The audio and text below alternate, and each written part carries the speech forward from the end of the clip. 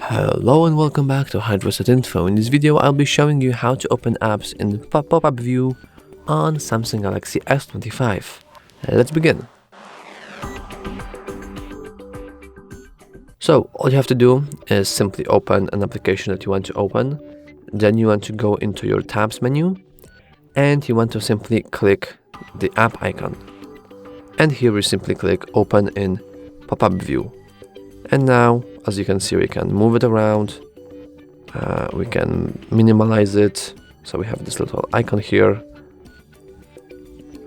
and we can also resize it however we want while we do other stuff. There's also a gesture for this, so let's go into our settings here, though you might have it turned off. So we go to advanced features, motions and gestures, or actually multi-window, and here we have swipe for pop-up view.